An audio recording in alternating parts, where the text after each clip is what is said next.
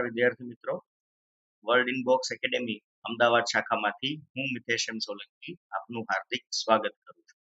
જેવી રીતે મેં અગાઉ પણ કહેલું છે કે શક્ય હશે ત્યાં સુધી હું દર અઠવાડિયે તમને લોકોને પરીક્ષાલક્ષી કરંટ અફેર્સ આપતો રહીશ. આજે આપણે મળી રહ્યા છે તારીખ 8 જૂનના રોજ અને આજે હું ચર્ચા કરવા જઈ રહ્યો છું 1 થી 7 જૂન વચ્ચે બનેલી કેટલીક અગત્યની બાબતોની, જે કદાચ પરીક્ષામાં તમને પૂછી શકાય છે. શરૂ કરીએ આપણે આજનો લેક્ચર. તો આજે વાત કરવાની છે આપણે પહેલા નાસાના અવકાશ યાત્રીઓને સ્પેસ એક્સ કંપની દ્વારા અવકાશમાં મોકલવામાં આવ્યા. આ સૌ પ્રથમવાર એવી ઘટના બની રહી છે કે કોઈ એક ખાનગી કંપની અને નાસાનું આ એક સંયુક્ત જોખમ કરવામાં આવ્યું છે. આ બંને અવકાશ યાત્રીઓ જેમને મોકલવામાં આવ્યા એમના નામ કદાચ પરીક્ષામાં પૂછી શકાય, માટે આપ નોટ કરી લેજો. ડગલાસ હર્લી અને રોબર્ટ બેકન, આ બે અવકાશ યાત્રીઓ પહોંચી ગયા છે. હવે આ લોકો જે યાનમાં ગયા છે તેનું નામ શું છે એ પણ આપણને ખબર હોવી જોઈએ. એ યાનનું નામ છે ક્રૂ ડ્રેગન. આ યાનની કેટલીક વિશેષતાઓ છે જે આપણે વાત કરી રહ્યા છીએ હવે, કે ક્રૂ ડ્રેગનમાં કેટલા અવકાશ યાત્રીઓ મહત્તમ બેસી શકે એક સાથે, તો એમાં 7 અવકાશ યાત્રીઓ એક સાથે બેસી શકે છે. અને બીજી એની ખાસિયત છે કે એ રીયુઝેબલ છે, મતલબ કે એનો પુનઃ ઉપયોગ કરી શકાય છે, જેથી કરીને ભવિષ્યના જે બીજા કાર્યક્રમ હોય એમાં બજેટ ઘણું ઓછું કરી શકાય છે. બીજી વસ્તુ, આ બંને અવકાશ યાત્રીઓ જે સ્પેસ સૂટ પહેરીને ગયા છે એ પણ ખૂબ જ યુનિક છે અને એ સ્પેસ સૂટનું નામ પણ આપ નોટ કરી લેજો, સ્ટારમેન સૂટ. આ જે સ્પેસ સૂટ છે એની વિશેષતા એ છે કે આ સૂટ પહેરીને તમે સ્પેસ વોક ન કરી શકો. આ સ્પેસ સૂટ પહેરીને તમે માત્ર ક્રૂ ડ્રેગનમાં ટ્રાવેલ કરી શકો છો. તો આ એક સૂટનું નામ છે અને બે અવકાશ યાત્રીઓના નામ છે જે આપણા માટે પરીક્ષાલક્ષી છે. અહીંયા હું તમને એના ચિત્રો પણ બતાવી રહ્યો છું. આ બંને વ્યક્તિઓ છે જે ડગલાસ હર્લી અને રોબર્ટ બેકન જઈ રહ્યા છે તેવું એક સરસ મજાનું ચિત્ર છે. અને બીજો એક ફોટોગ્રાફ તમને દર્શાવી રહ્યો છું, જે છે ક્રૂ ડ્રેગન, જે સ્પેસએક્સ કંપની દ્વારા વિકસાવવામાં આવેલું છે, જે એક રીયુઝેબલ યાન છે. અને સામાન્ય રીતે જ્યારે પોતાનો ઉપયોગ થઈ જશે આ યાનનો, ત્યાર પછી એ ચોક્કસ સ્થળે દરિયામાં તેનું ઉતરાણ કરવામાં આવતું છે અને પછી એને ફરીથી લઈ અને એમાં જરૂરી રિપેરિંગ કરી, સર્વિસિંગ કરી અને ફરી પછી એને બીજી વાર અવકાશમાં મોકલી શકાતું હોય છે. તો આ વાત થઈ નાસા સંબંધિત. બીજી જ અવકાશની એક વાત કરીએ કે ગુરુ ગ્રહ નજીક એક નવો એસ્ટેરોઇડ શોધવામાં આવ્યો છે. હવે આ જે એસ્ટેરોઇડ છે એનું ખગોળશાસ્ત્રીઓએ તો નામ આપેલું જ હોય, પણ એનું બીજું નામ પણ છે એક્ટિવ એસ્ટેરોઇડ. તો એક આ વાત તમારા ધ્યાનમાં હોવી જોઈએ કે ગુરુ ગ્રહના નવા એસ્ટેરોઇડનું એક બીજું નામ છે એક્ટિવ એસ્ટેરોઇડ. વૈજ્ઞાનિકોએ એને જે નામ આપેલું છે એ નામ તમે સ્ક્રીન ઉપર જોઈ રહ્યા છો, 2019 LD2.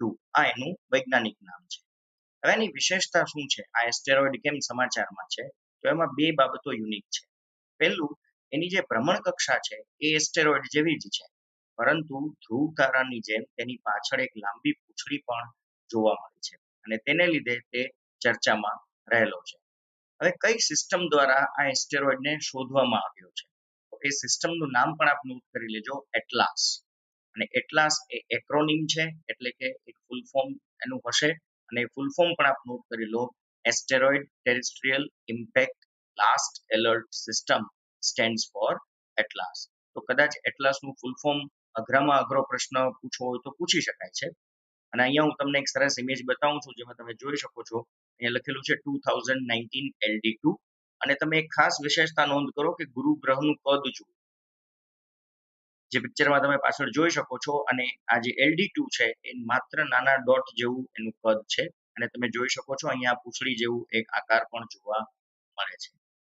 તો આ એક યુનિક વસ્તુ છે જે એમના ધ્યાનમાં આવતા એમને આ એક સરસ મજાનો ફોટોગ્રાફ શેર કરેલો છે.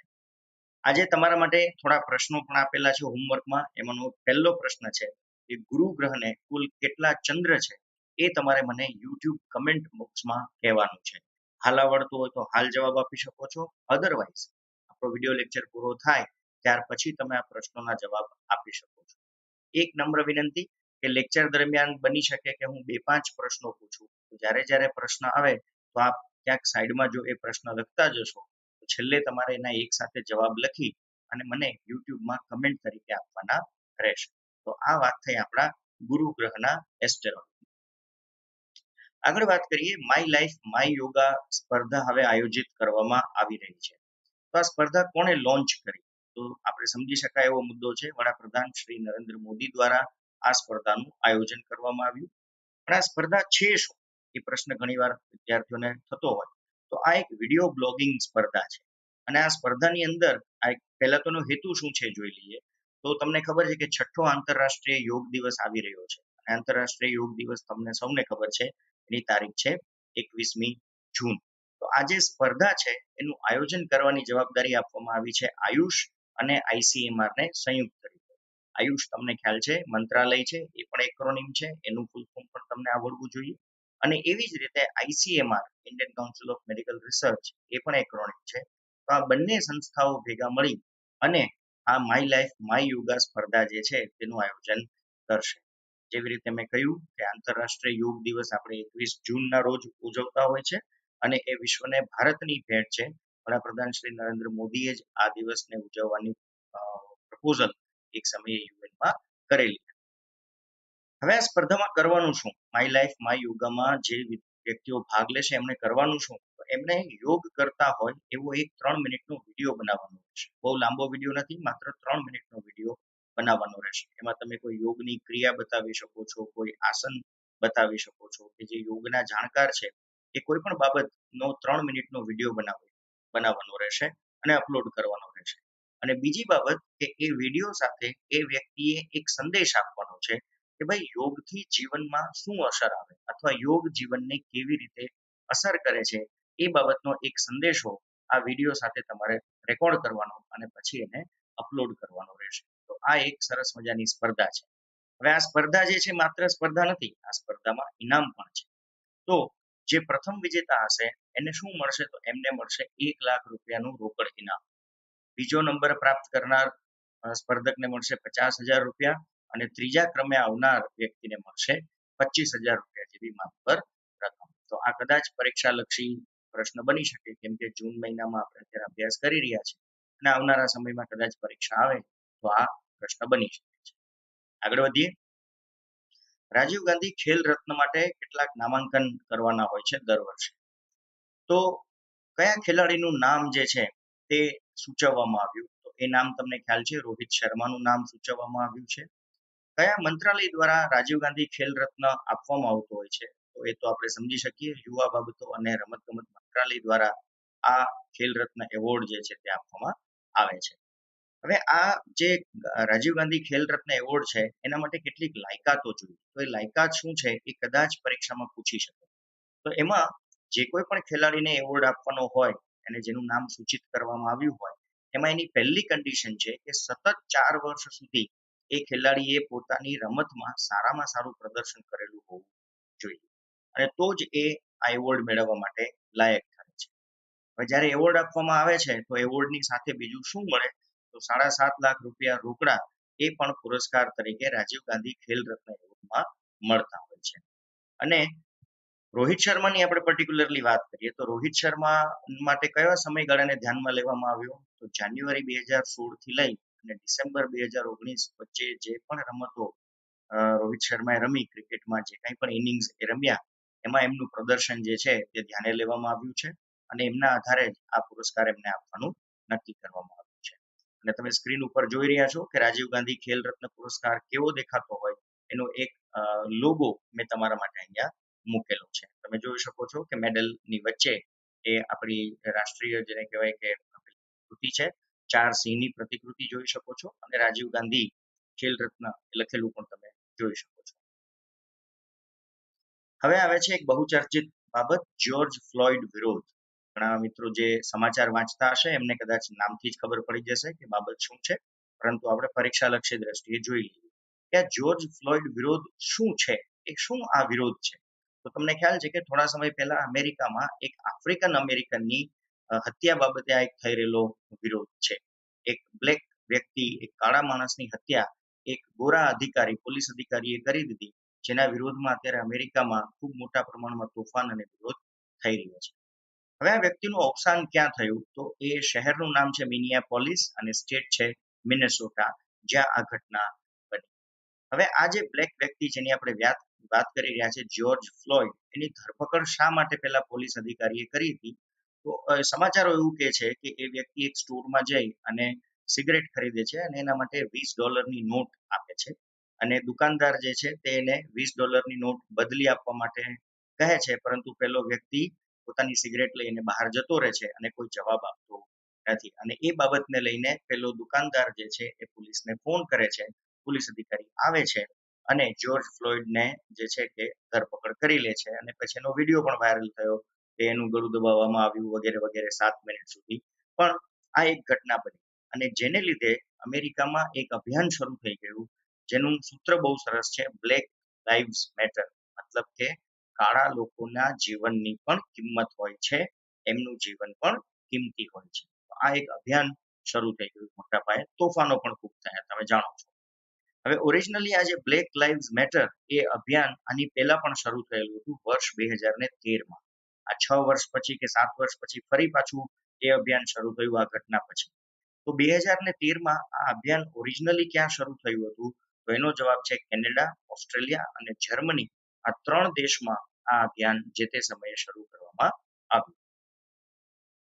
આગળ વાત કરીએ આપણે વિશ્વ દૂધ દિવસ, વર્લ્ડ મિલ્ક ડે, તાજેતરમાં જ ઉજવાયો છે. તો તારીખ તમે નોટ કરી શકો છો, 1 જૂન.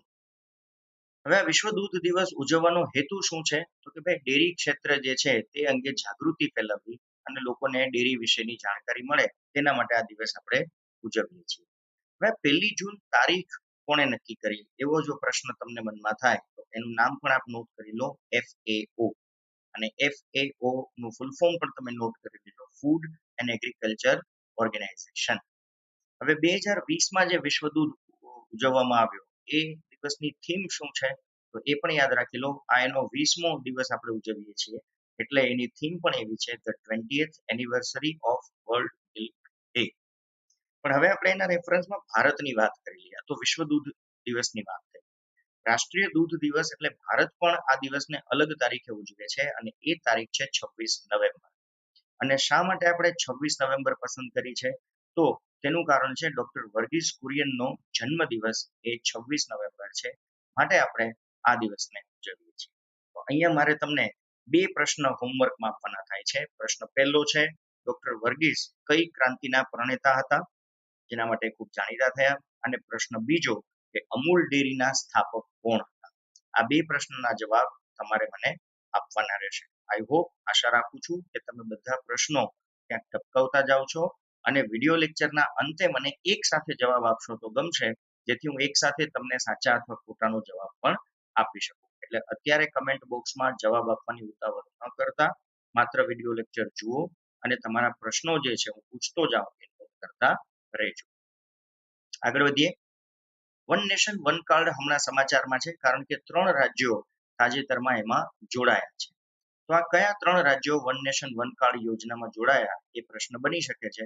તો 3 રાજ્યોના નામ નોટ કરી લેજો, સિક્કિમ, ઓડિશા અને મિઝોરમ. આ 3 રાજ્યો તાજેતરમાં જોડાયેલા છે. આ 3 રાજ્યોને જો હું ગણતરીમાં લઈ લઉં, તો આજની તારીખે ભારતના કુલ રાજ્યોમાંથી કેટલા રાજ્યો વન નેશન વન કાર્ડ યોજનામાં જોડાયેલા છે, એનો જવાબ છે 20. એનો મતલબ કે જો આ 3 રાજ્યોને હું બાદ કરી દઉં તો પહેલા 17 હતા, અને આ 3 ઉમેરાતા હવે 20 રાજ્યો થઈ ગયા. વન નેશન વન કાર્ડ યોજનાનો લાભ શું છે, અથવા તો કોને મળે? મિત્રો, આની વાત મેં અગાઉ પણ કરી દીધી છે કે આપણા ભારતમાં ઘણા બધા મજૂરો એક રાજ્યમાંથી બીજા રાજ્યમાં મજૂરી કરવા માટે અથવા કામ ગોતવા માટે જતા હોય છે. અને તમને ખ્યાલ છે કે સસ્તા અનાજની દુકાન ઉપર જે અનાજ મળે છે તે અમીરો માટે નથી, તે મજૂર માટે અને BPL કાર્ડ ધારકો માટે હોય છે. તો આ મજૂરો જ્યારે એક રાજ્યમાંથી બીજા રાજ્યમાં જાય, તો એમનું રેશન કાર્ડ બીજા રાજ્યમાં એમને અનાજ અપાવતું નહોતું. એટલે વન નેશન વન કાર્ડની યોજનાથી હવે કોઈ પણ વ્યક્તિ મજૂર કે બીજા રાજ્યમાં જશે તો પણ ત્યાં સસ્તા અનાજની દુકાનથી પોતે સસ્તા ભાવે અનાજ ખરીદી શકશે. આ એનો મુખ્ય હેતુ છે. ચેમ્પિયન્સ લોન્ચ કરવામાં આવ્યું. હવે તમને થશે કે આ ચેમ્પિયન્સ શું છે? તો એ વ્યાજબી પ્રશ્ન છે. ચેમ્પિયન્સનું ફૂલ ફોર્મ આપ નોટ કરી લો, creation and harmonious application of modern process for increasing the output and national strength. ખૂબ લાંબુ છે. અગેન હું ઘણીવાર કહેતો હોઉં છું, વિદ્યાર્થી મિત્રો ઘણીવાર એટલા હોશિયાર હોય કે સર આટલું લાંબુ તો નામ ક્યારેય પરીક્ષામાં પૂછાય જ નહીં, કેમ કે પેપરમાં આટલું બધું છાપવાના 4 વિકલ્પ, આ પ્રકારના વિકલ્પ છાપવાની જગ્યા હોતી નથી. માટે એકવાર વાંચી લેજો, યાદ રાખવાની મને એટલી કોઈ જરૂર દેખાતી નથી. હવે ચેમ્પિયન્સ પ્લેટફોર્મ જે છે એનો હેતુ શું છે, તો એ તમારા માટે અગત્યનો છે. આ પૂછી શકાય એવો પ્રશ્ન છે. પ્લેટફોર્મ જે છે એ શું મદદ કરશે, તો કે એમએસએમઈ જે ક્ષેત્ર છે, બરાબર છે, micro small and medium enterprise જેને આપણે કહીએ છીએ, નાના અને મધ્યમ કદના જે ઉદ્યોગો હોય એના દરેક પ્રશ્નોના નિરાકરણ માટેનું આ એક કોમન પ્લેટફોર્મ છે. એટલે નાનામાં નાનું એકમ હોય, મધ્યમ કદનું એકમ હોય, એ દરેક એકમના કોઈ પણ પ્રશ્નો હશે તો એમને ચેમ્પિયન્સ ઉપર એમના પ્રશ્નોના જવાબ મળી રહેશે. અને આ પ્રકારે કેટલા પ્લેટફોર્મ અત્યાર સુધીમાં તૈયાર થયા એવો પ્રશ્ન બનતો નથી, કેમ કે આ તો બદલાતો આંકડો છે. પણ અત્યારે જ્યારે હું લેક્ચર આપી રહ્યો છું ત્યાં સુધીમાં મારી પાસે સંખ્યા છે કે રાજ્ય કક્ષાના 66 પ્લેટફોર્મ અત્યાર સુધીમાં તૈયાર થઈ ચૂક્યા છે. તો આ એક ચેમ્પિયન્સ નાના એવા સમાચાર કદાચ તમને પૂછી શકે છે. હવે છે પીએમ સ્વનિધિ યોજના શરૂ થઈ.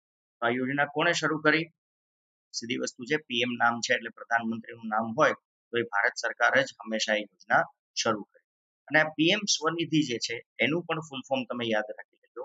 પીએમ સ્ટેન્ડ ફોર પ્રધાનમંત્રી, પણ સ્વનિધિ અઘરું છે, સ્ટ્રીટ વેન્ડર્સ આત્મનિર્ભર નિધિ.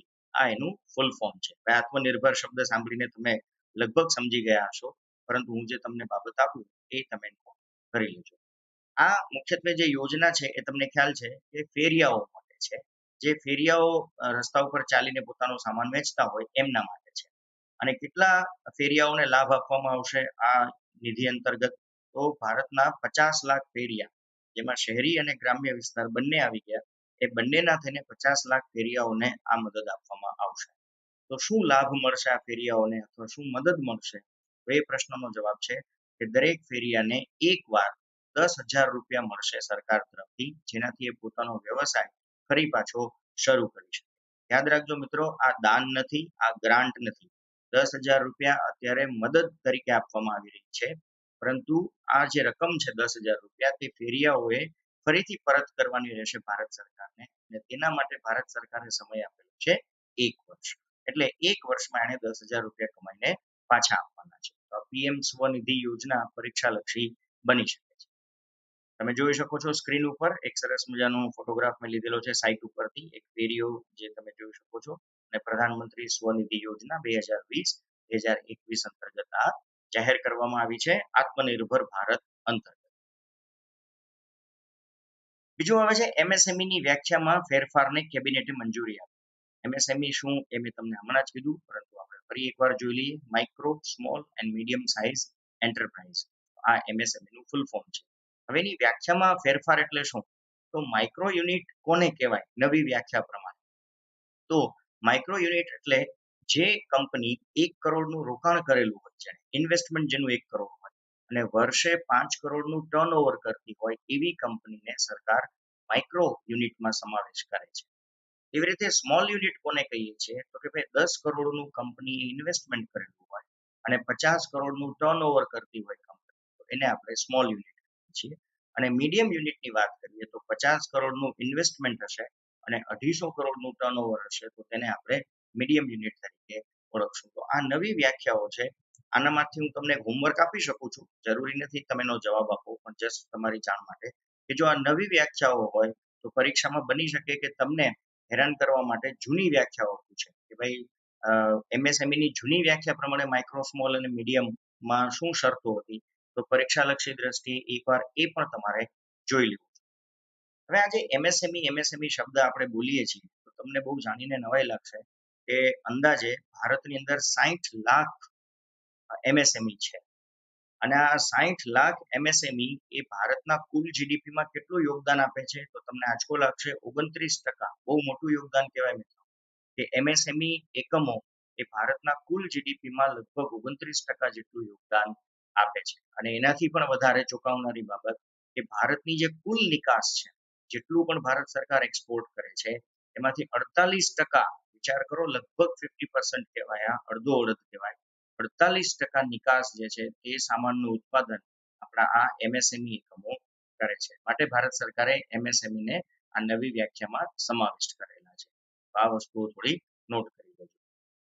બીજું, જેમ આપણે રાજીવ ગાંધી ખેલ રત્ન પુરસ્કાર જોયો, એમ રમતગમત માટે અને રમતગમત સાથે જોડાયેલા બીજા લોકો માટે પણ કેટલાક ખેલાડીઓના નામ સૂચવવામાં આવ્યા. એમાં ખેલ રત્ન એવોર્ડ માટે કોનું નામ આપવામાં આવ્યું? તો એ છે રાની રામપાલ. રાની રામપાલ કોણ છે એવો પ્રશ્ન કદાચ સ્પોર્ટ્સના સેક્શનમાં પૂછી શકે, તો એ ભારતીય મહિલા હોકી ટીમના કેપ્ટન છે, રાની રામપાલ. અર્જુન એવોર્ડ માટે કોનું નામ સજેસ્ટ કરવામાં આવ્યું? તો મોનિકા વંદના કટારિયા અને હરમનપ્રીત સિંહ. હવે જો આને અઘરું કરવું હોય તો તમને પૂછી શકે કે આ બંને ખેલાડીઓ જે છે તે કઈ રમત સાથે સંકળાયેલા છે. એટલે આ લેક્ચર પૂરો થયા પછી ફરી પાછા જ્યારે તમે નોટ્સ બનાવવા બેસો તો એક કામ કરવાનું કે ભાઈ અર્જુન એવોર્ડ માટે મોનિકા વંદના કટારિયા એ કઈ રમત સાથે જોડાયેલા છે, હરમનપ્રીત સિંહ કઈ રમત સાથે જોડાયેલા છે, એ પણ તમારે લખી લેવું જોઈએ. ત્યાર પછી છે મેજર ધ્યાનચંદ એવોર્ડ. તો એમાં તુષાર ખંડેકર અને આરપી સિંહ આ બે ખેલાડીઓના નામ સૂચવવામાં આવ્યા છે. હવે આ તો થયા ખેલાડીઓની વાત. ત્રીજી બાબત છે દ્રોણાચાર્ય એવોર્ડ. અને દ્રોણાચાર્ય નામ ઉપરથી તમે સમજી શકો કે આ ખેલાડીઓ નથી, આ કોચ છે, જે ખેલાડીઓને તૈયાર કરતા હોય. એમાં છે નામ રોમેશ પઠનિયા અને બીજે કરિયપ્પા. તો મારા ખ્યાલથી આ સ્લાઇડ ખૂબ અગત્યની છે. જોડકા જોડોમાં પણ પૂછી શકે છે, ખેલાડીઓના નામ પણ પૂછી શકે છે, એવોર્ડની સામે ખેલાડીના નામ પૂછી શકે છે, અને આ ખેલાડીઓ કઈ રમત સાથે જોડાયેલા છે એ પ્રશ્ન પણ પૂછી શકાય છે. તો આના ઉપર થોડું હોમવર્ક તમારે કરી લેવું જોઈએ. અને એક હોમવર્ક હું આપી રહ્યો છું કે આ બધા જ એવોર્ડ જેની મેં તમને વાત કરી, ખેલ રત્ન, અર્જુન એવોર્ડ, મેજર ધ્યાનચંદ અને દ્રોણાચાર્ય એવોર્ડ, એ કઈ તારીખે આપવામાં આવે છે તો તમારે મને એ કહેવાનું છે. અને બીજું, જે તારીખેનો જવાબ છે એ તારીખનું મહત્વ શું છે, શા માટે એ જ તારીખે આપણે આપીએ છીએ, આ બે પ્રશ્નના જવાબ તમારે મને આપવાના છે. આઈ હોપ અગાઉના પ્રશ્નો પણ તમે નોટ કરી લીધા હશે અને આ બંને પ્રશ્નો પણ તમે નોટ કરી લીધા હશે.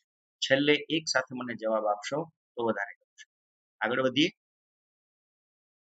તેલંગાણાએ રાજ્ય સ્થાપના દિવસ ઉજવ્યો. તેલંગાણા તમને ખ્યાલ છે. તો કઈ તારીખે આ દિવસ ઉજવવામાં આવ્યો?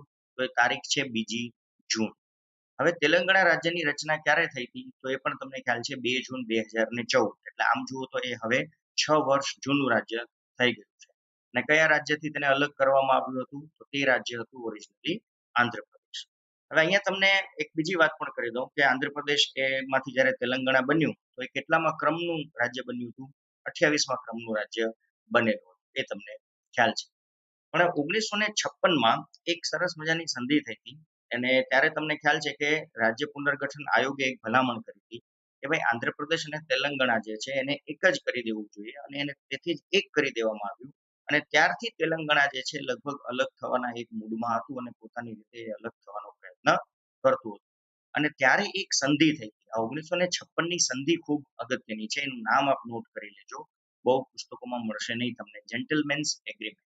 અને આ જેન્ટલમેન્સ એગ્રીમેન્ટ અંતર્ગત એવું નક્કી કરવામાં આવ્યું હતું કે આંધ્રપ્રદેશ જે છે તે તેલંગાણાના સાંસ્કૃતિક બાબતોનું અને ભાષાનું અને તેલંગાણા વિસ્તારનો જે એક જેને કહેવાય કે યુનિકનેસ છે એના હિતોનો એક ખ્યાલ રાખશે.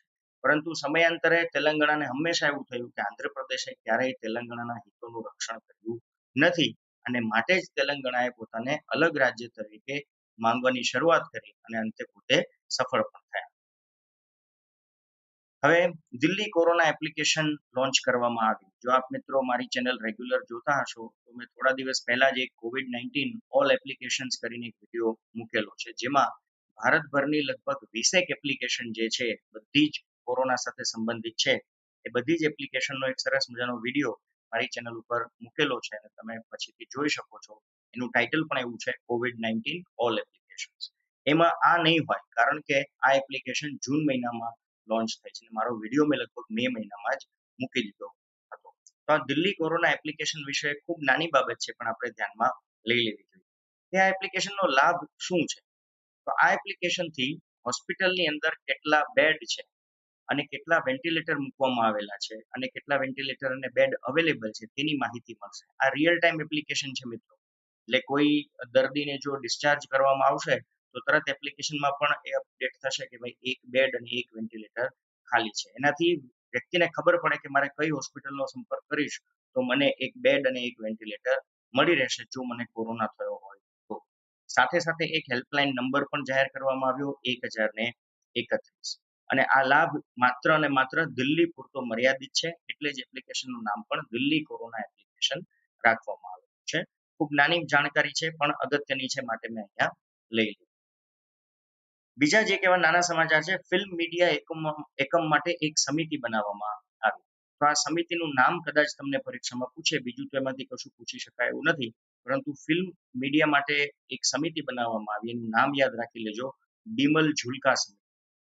અને આ જે ફિલ્મ મીડિયા એકમો છે એ કયા મંત્રાલય હેઠળ કામ કરે એવો પ્રશ્ન બનતો નથી, પણ આપણી જાણકારીમાં હોવું જોઈએ. માહિતી અને પ્રસારણ મંત્રાલય અંતર્ગત આ મીડિયા જે છે એ કામ કરતું હોય છે.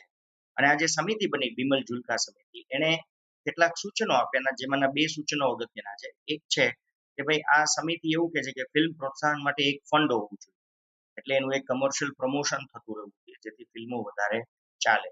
અને બીજું એમણે એવું કીધું કે આ બધા જે ફિલ્મ મીડિયાના એકમો છે એમને સેલ્ફ સસ્ટેન્ડ બનાવવા, એટલે એમના આવકના સ્ત્રોત ઉભા કરવા, જેથી કરીને આ બધા જ એકમો જે છે તે નાણાકીય રીતે સ્થિરતા પ્રાપ્ત કરે.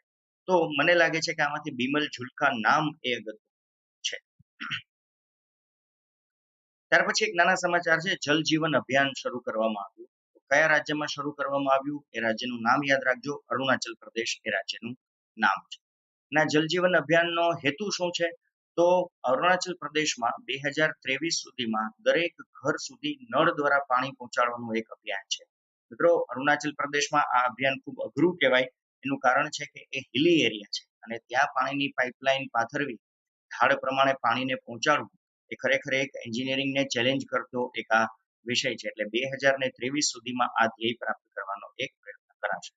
અને આ ધ્યેયને પ્રાપ્ત કરવા માટે બહુ હાઈફાઈ ટેકનોલોજીનો ઉપયોગ કરવા કરતા એ લોકોએ વિલેજ એક્શન પ્લાન બનાવવાનું નક્કી કરેલું છે. એટલે છૂટાછવાયા વિસ્તાર હોય, પહાડી વિસ્તાર હોય, તો બહારથી આવીને કોઈ વ્યક્તિ ત્યાં સલાહ સૂચન આપે એના કરતા ગામના લોકો જ એ એક્શન પ્લાન બનાવે તો વધારે સફળ થાય અને વધારે ઝડપથી સફળ થાય, એવા એક હેતુ સાથે વિલેજ એક્શન પ્લાન બનાવવામાં આવશે. અને એનાથી બીજો લાભ એ થાય કે અરુણાચલ પ્રદેશના એ ગામડાના જે યુવાનો છે એમને જ નળ ફિટિંગ, પાઇપ ફિટિંગ વગેરેની તાલીમ આપવામાં આવશે અને એમને રોજગારી પણ મળી રહેશે. અરુણાચલ પ્રદેશનું ધ્યેય પણ અચીવ થઈ જશે અને દરેક લોકોના ઘર સુધી નળ દ્વારા પાણી પણ પહોંચી જશે. તો આ એક સરસ મજાની જલ જીવન અભિયાનની વાત થઈ. વિશ્વ સાયકલ દિવસ હમણાં જ ઉજવવામાં આવ્યો, તો એ તારીખ આપ નોટ કરી લેજો, 3 જૂન, જે વિશ્વ સાયકલ દિવસ તરીકે આપણે ઉજવીએ છીએ. હવે આ દિવસ ઉજવવાની શરૂઆત બહુ પહેલાથી નથી થઈ. આ શરૂઆત આપણે વર્ષ 2018 થી જ કરી છે.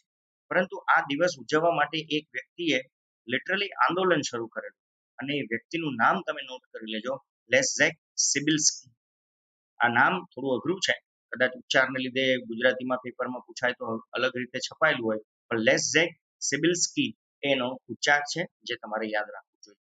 અને અહીંયા હું તમને એક ફરી નાનું એવું હોમવર્ક આપું છું. હોમવર્ક એટલું જ છે કે બરાબર 3 જૂન 2020 ના દિવસે ભારતની એક જાણીતી સાયકલ કંપની પણ બંધ થઈ ગઈ. તો તમારે મને નામ આપવાનું છે કે કઈ સાયકલ કંપની છે જે બરાબર 3 જૂનના દિવસે જ બંધ કરી દેવામાં આવી. બીજી વાત કરીએ, G7 સંગઠનને G10 બનાવવાના પ્રયત્નો અમેરિકાએ શરૂ કરેલા છે. આમ તો G7 ની બેઠક, પ્રપોઝ બેઠક સપ્ટેમ્બર 2020માં ગોઠવવાની તૈયારીઓ ચાલી રહી છે. અને આજની તારીખે આપણે વાત કરીએ તો G7 માં કયા કયા દેશો છે એવો કોઈ પ્રશ્ન પૂછે તો ફ્રાન્સ છે, કેનેડા છે, જર્મની છે, જાપાન છે, અમેરિકા છે અને ઇંગ્લેન્ડ છે. રશિયામાં હતું, પરંતુ રશિયાને કાઢી મૂકવામાં આવેલું હતું, એની પણ હમણાં આપણે વાત કરીએ. હવે G7 ની સ્થાપના ઓરિજિનલી 1975માં થયેલી હતી. અને જેમ મેં હમણાં કીધું કે રશિયામાં હતું એટલે જે G7 હતું, પરંતુ રશિયાને દૂર કરી દેવામાં આવ્યું હતું 2014માં. અને એનું કારણ હતું કે રશિયાએ શું કર્યું કે યુક્રેનનો એક પ્રાંત છે ક્રિમિયા, એ ક્રિમિયા પ્રાંતને બળજબરીથી રશિયાએ પોતાનામાં ભેળવી લીધું, જેના કારણે G7 સંગઠનમાંથી રશિયાની હકાલપટ્ટી કરી દેવામાં આવી હતી. પરંતુ હવે જ્યારે અમેરિકા ફરી પાછી આ મીટિંગ બોલાવવા જઈ રહ્યું છે, ત્યારે ફરીથી કેટલાક દેશોને ઉમેરવાની વાત કરી રહ્યું છે અને એમાં 4 દેશ છે, ઓસ્ટ્રેલિયા, રશિયા, ભારત અને દક્ષિણ કોરિયા. રશિયા તો ઓલરેડી હતું જ, પરંતુ અત્યારે નથી, એટલે એને પણ સમાવી લેવાની એક વાત થઈ રહી છે. તો આ રીતે G10 બનાવવાના એક પ્રયત્નો શરૂ થઈ ચૂક્યા છે. બીજું છે, કોલકાતા પોર્ટ ટ્રસ્ટનું નવું નામકરણ કરવામાં આવ્યું. તો કોલકાતા પોર્ટ ટ્રસ્ટનું નવું નામ શું રાખવામાં આવ્યું? શ્યામા પ્રસાદ મુખર્જી પોર્ટ ટ્રસ્ટ એવું નામ કરી દેવામાં આવેલું છે. અને આ કોલકાતા પોર્ટ ટ્રસ્ટ ખૂબ જૂનું છે મિત્રો, એને 150 વર્ષ પૂરા થયા, જેની યાદમાં જ આ નામકરણ જે છે તે કરવામાં આવી રહ્યું છે. શ્યામા પ્રસાદ મુખર્જી કોણ હતા? તો યાદ રાખજો, જ્યાં સુધી ભાજપની સરકાર છે ત્યાં સુધી બે નામ વિશે તમારી જાણકારી હોવી જોઈએ, બરાબર છે, પંડિત દીનદયાળ અને શ્યામા પ્રસાદ મુખર્જી. તો શ્યામા પ્રસાદ મુખર્જી એટલે કોણ? તો જેમણે 1951માં ભારતીય જનસંઘની સ્થાપના કરી. આ એ જ ભારતીય જનસંઘ કે પછી જેમાંથી ભાજપનો જન્મ થયો અને આજે જે સત્તાધારી પાર્ટી તરીકે ભારતમાં શાસન કરી રહી છે. અને બીજી એક વાત કહી દઉં તમને કે શ્યામા પ્રસાદ મુખર્જીનું જે અવસાન છે એ બહુ જ શંકાસ્પદ હાલતમાં જમ્મુ કાશ્મીરની પોલીસ કસ્ટડીમાં થયેલું હતું. તો ક્યારેક સમય મળે તો શ્યામા પ્રસાદ મુખર્જી વિશે પણ થોડું વાંચી લઈએ. 1988માં તમને કલકત્તા પોર્ટ ટ્રસ્ટની સાથે સાથે થોડા બીજા પણ તમને પોર્ટના નામ આપી દઉં છું. 1988માં નાહવા સેવા પોર્ટ ટ્રસ્ટ હતું, જેનું નામ બદલીને આપણે કરી દીધું જવાહરલાલ નહેરુ પોર્ટ ટ્રસ્ટ. એવી રીતે 2011માં તુતીકોરીન પોર્ટ ટ્રસ્ટ હતું, જેનું નામ આપણે બદલી દીધું વી.ઓ. Chidambaranar port trust. અને 2017માં એક છેલ્લું નામકરણ બદલાણું હતું, કંડલા પોર્ટનું નામ બદલીને દીનદયાળ ઉપાધ્યાય પોર્ટ નામ કરી દેવામાં આવ્યું. તો બની શકે કે આ ચારે ચાર પોર્ટના નામ જૂના નામ અને સામે નવા નામ તમને જોડકા જોડોમાં પૂછી શકે છે, અથવા તો છેલ્લામાં છેલ્લું નામ જે તમને ખબર છે કોલકાતા પોર્ટ ટ્રસ્ટ એ પણ પૂછી શકે છે. તો આ એક સાથે મેં તમને છેલ્લે બદલાયેલા નામોની માહિતી આપી દીધી. બીજી એક વાત કરીએ આપણે સ્વદેશની શરૂઆત થઈ. સ્વદેશ એટલે શું? પહેલા તો skilled workers arrival database for employment support, બરાબર છે, આ સ્વદેશનું ફૂલ ફોર્મ છે. હવે આ અભિયાન શરૂ કરવાનો હેતુ શું છે? તો કે ભાઈ તમને ખ્યાલ છે કોરોનાને લીધે વિશ્વભરમાંથી ઘણા બધા ભારતીય લોકો જે છે તે હવે પરત આવી રહ્યા છે.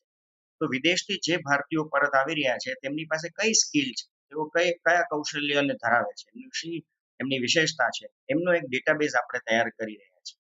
અને પછી શું કરશું કે જ્યારે પરિસ્થિતિ સામાન્ય થઈ જશે અને જો એ કદાચ વિદેશ ન જવા ઈચ્છતા હોય તો એમની આવડત અનુસાર એમને ભારતની જ અલગ અલગ જે કંપનીઓ છે એમાં જોડી દેવામાં આવશે અને એમને રોજગારી ભારતમાં જ આપી દેવામાં આવે, એવો એક વિચાર કરીને આ સ્વદેશની શરૂઆત કરવામાં આવી છે.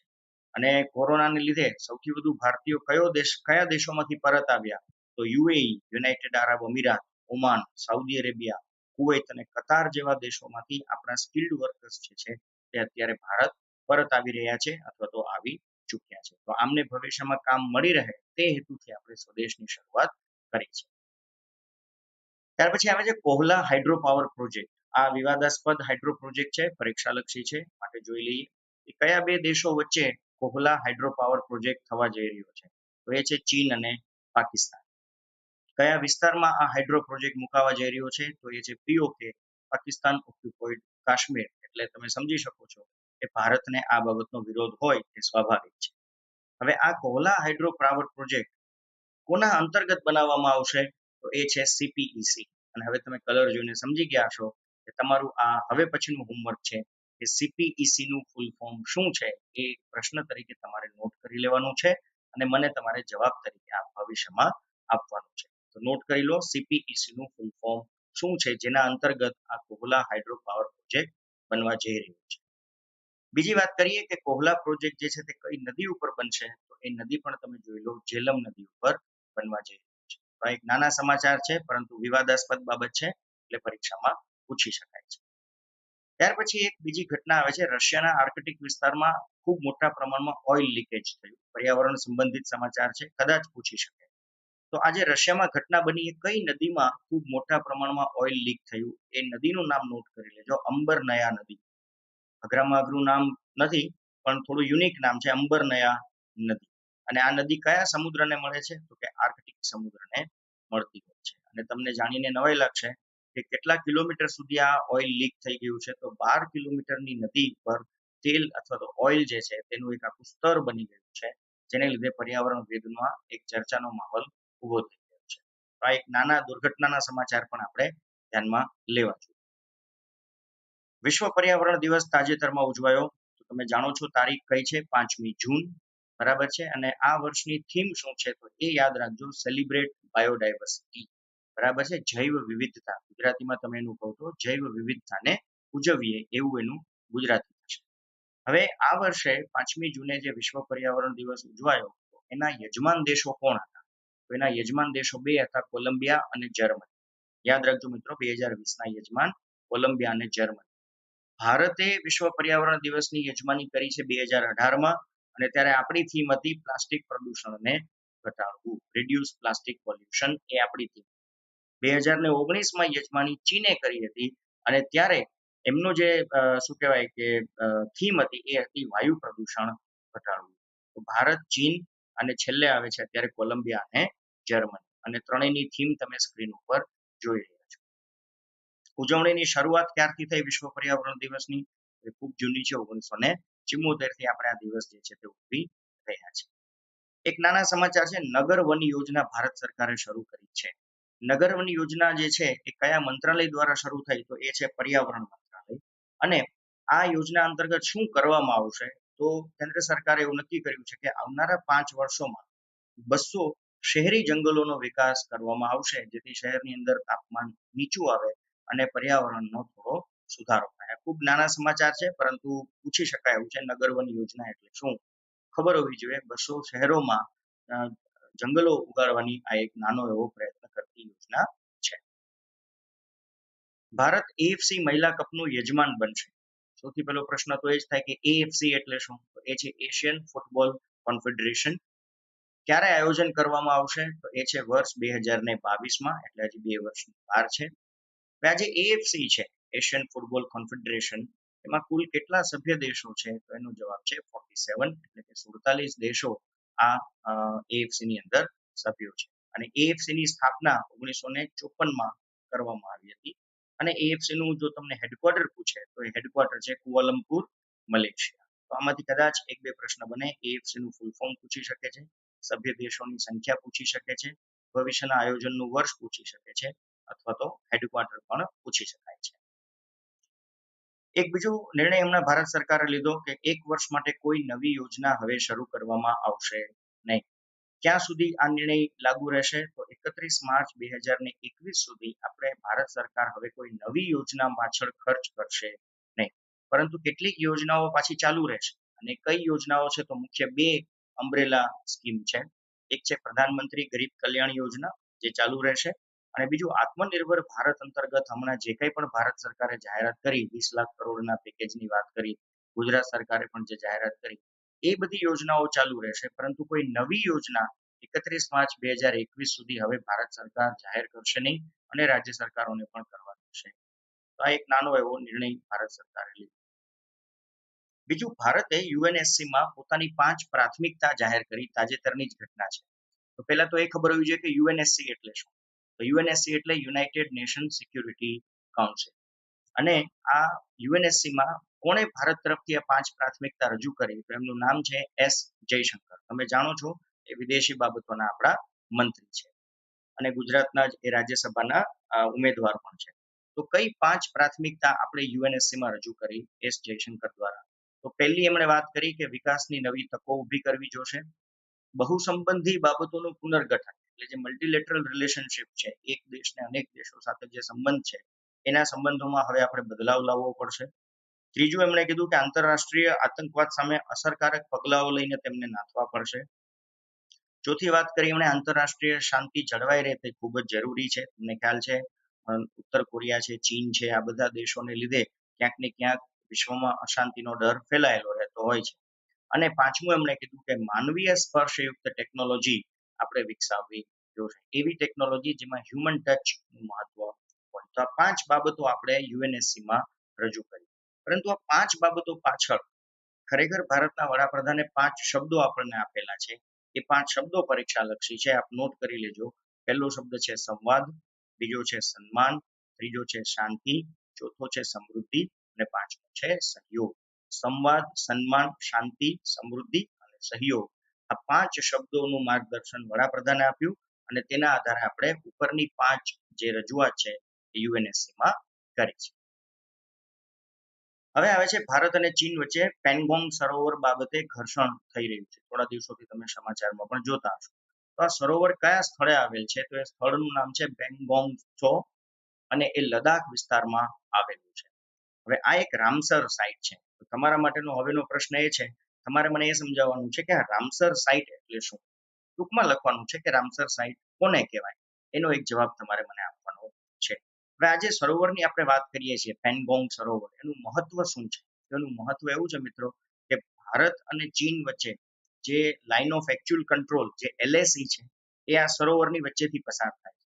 એને લીધે થાય છે એવું કે એ સરોવરનું પાણી તો અસ્થિર હોય, એટલે આપણે સીમાઓની બાબતમાં ચીની સૈનિકો ક્યારેક ભારતમાં ઘૂસી આવે છે, જેનો વિરોધ ભારતે કરતો રહેવો પડતો હોય છે. અને બીજું કે ત્યાં એક પર્વત આવેલો છે જેનું નામ પણ આપ નોટ કરી લેજો, ચંગચેનમો પર્વત. હવે આ પર્વતની ખૂબી એ છે કે 5 આંગળીના આકારનો એ પર્વત છે. એનો તમે ઉપરથી જ્યારે ફોટોગ્રાફ જુઓ છો તો આ રીતે 5 આંગળી જેવો એનો આકાર છે. અને એને લીધે ત્યાં LAC ની બાબતમાં એક ઝઘડો ચાલી રહ્યો છે. હવે આવે છે વિશ્વ ખાદ્ય સુરક્ષા દિવસ, તાજેતરમાં ઉજવાયો. તો એ ક્યારે ઉજવવામાં આવ્યો? 7મી જૂન તારીખે આપણે ઉજવીએ છીએ. ઉજવણીની શરૂઆત ક્યારથી થઈ? તો એ 2019 થી, એટલે કે આપણે આ બીજો જ દિવસ ઉજવી રહ્યા છીએ 7મી જૂને. અને 2019 ની થીમ જો તમને પૂછે તો યાદ રાખજો, the future of food safety એ 2019 ની થીમ હતી. અને વર્ષ 2020 ની થીમ જો તમને પૂછે તો એ પણ બહુ સહેલી છે, ફૂડ સેફ્ટી એવરીવન્સ બિઝનેસ. એટલે ખાદ્ય સુરક્ષા એ દરેકને લગતી બાબત છે, એવો એનો એક અર્થ છે. તો આ વિશ્વ ખાદ્ય સુરક્ષા દિવસની એક વાત છે. તો મિત્રો, અહીંયા પૂરું થાય છે જૂન મહિનાના પહેલા અઠવાડિયાના કરંટ અફેર્સનું લેક્ચર. આઈ હોપ તમને ઘણી બધી પરીક્ષાલક્ષી માહિતી મળી હશે. જો તમને મારી ચેનલ પસંદ આવી હોય, લેક્ચર્સ પસંદ આવ્યા હોય, તો ચોક્કસ મારી ચેનલને પહેલા તો સબસ્ક્રાઇબ કરી લો. બીજું, આજના જે મેં પ્રશ્નો તમને પૂછેલા છે એ પ્રશ્ન હોમવર્ક તરીકે તમે નોટ કરેલા હશે. આઈ હોપ કે તમે બધા પ્રશ્નોના જવાબ વિગતવાર અને કમેન્ટ બોક્સમાં આપશો. તમારા મિત્રો સુધી પણ આ ચેનલની માહિતી પહોંચાડજો. ફરી પાછા આપણે મળશું એક નવા વિષય સાથે ટૂંક સમયમાં. ત્યાં સુધી